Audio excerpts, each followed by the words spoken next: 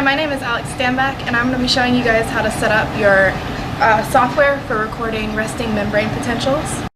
So we're going to start by turning on your Power Lab. So if you reach behind here, there's a little switch that you're going to flip.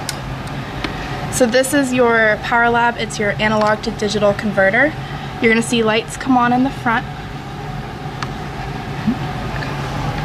You're also going to open up Lab Chart 8. So you're going to close this, go to Setup, Channel Settings, put in one channel, hit OK, come over here, select 2K, then change this to 100 millivolts, and then you're going to choose Input Amplifier. Now you're going to select Differential, and you can leave that checked. So hit OK. So if you hit Start, you're going to get a reading. You can speed this up with this button or slow it down with this button. You're probably going to want it to be slower so you can see the changes. So this is your intracellular amplifier. So we're going to look at how to set that up. You should have your head stage and your ground wire plugged in the back. This is connected to your Power Lab. This is a B and C connector, so in case this isn't plugged in or if you want to know how to use it. To unplug it, you have to push in, turn, and then pull out. To plug it in, you have to push it in, and then you need to turn it. Okay, so now we're going to turn it on. So you're going to flip the switch. We're not going to mess with the settings in here. This should be on 200 millivolts. This should be on 20K. Over here, we're not going to inject stimulus right now, so this should be on low and that should be off, so you won't need to mess with any of that stuff. So for the capacity compensation, we want this set to 0.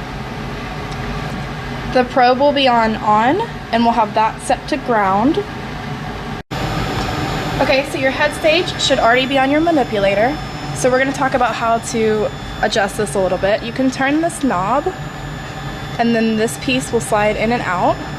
You're going to want that tight. It also will slide up and down. Okay, so now we're going to loosen this tip a little bit. So if you hold right here and twist this, you can loosen this so your electrode can go on. You shouldn't have to force anything. If you do, that means it's too tight. So while your partner is dissecting your crayfish, you will want to check your electrode resistance. So you're going to fill your dish with crayfish saline, not water. You're going to take these little wax cubes and you're going to put them on either side to hold the dish in place because you don't want to tip this over. You're going to take your ground electrode and you're going to put it in there. Try to keep the solder point out of it. You can use the wax on it to kind of hold it in place. Okay, so now we're going to look at how to move the manipulator. You're going to have two knobs on either side. The back one should already be loose and this should be tight.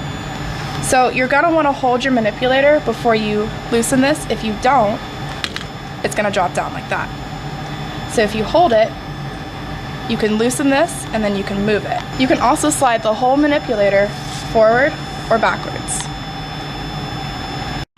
When your partner brings your crayfish, you're going to want to put it over on this side of the dish so you have more freedom to get the electrode in because you don't want to hit the edge. Okay, so now we're going to look at how we're going to fill our glass electrodes. So in the syringe we have 3 molar KCl.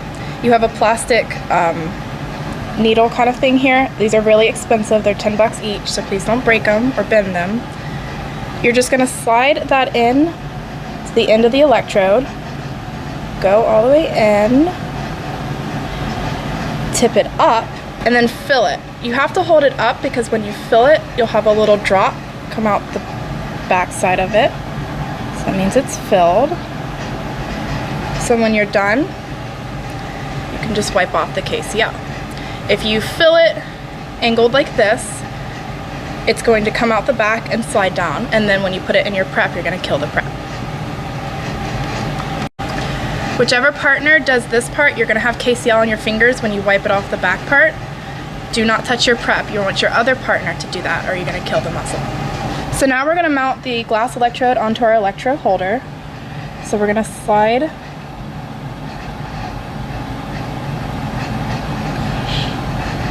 So we're going to slide this in, If you remember from before, we loosened this up, so it should slide in without any resistance. You can turn it a little bit to kind of get it in there. So now that we see that it's in there, we can tighten this. And now we're going to move this whole thing over and get the tip of the electrode in the saline. So we can move this to get it in the saline.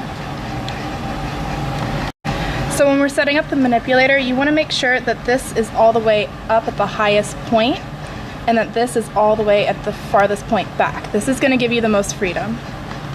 Okay, so now we're going to zero the difference between our glass electrode and our ground wire. So if we zero the amplifier, we look here and we have a value that isn't 0. So we're going to adjust this until we get it down to 0 or as close as you can get it. 0.1 or 0.2 would be okay to work with here. So now to test the electrode resistance, we're going to press and hold this button right here, and we're going to see a value. So this is giving us a 1 nanoamp current injection. So we have 14.1 millivolts, which by the Ohm's law will relate to 14.1 mega ohms. So now we're going to come over here and we're going to try to record it on the chart. So if you hit the start button, and then you press that button again, you should see it spike up like that, and when you let go, it'll drop back down. So if you take your cursor and you put it up here, we can look up here and get a readout that says 14.29 millivolts. This might be off a little bit from what you saw on the amplifier. So to check this, we can grab the marker, bring it over here to baseline, put your cursor up here, and then we can see the difference, which is 13.8 millivolts. So now that we have our electrode resistance measured, we can begin to measure membrane resistance. So throughout this, you can measure this on your computer, or you can just record your digital readout. You're going to want to check this as you go throughout. If you see this number drop drastically, you probably broke your electrode. This might be because the muscle fiber twitched, or maybe you hit it against the side of the glass. Okay, so now we're ready to stab our muscle fiber. So you're going to come over here, and you're going to hold this while you loosen this. So you can go ahead and tip this into the saline, get it over near your muscle fibers. So you can go in or out, or up or down, and this one goes sideways. So one partner is going to be looking in the microscope to see if they can get the glass electrode in the muscle fiber. You're probably not going to be able to see the tip of the electrode because it's really, really small. What you're going to want to watch for is when the electrode hits the muscle, it's going to create a dimple. So when that happens, you're going to be looking in here, your partner's going to be watching this number. If you don't see the readout you want yet, you can try tapping the back of this to push it in just a little bit farther.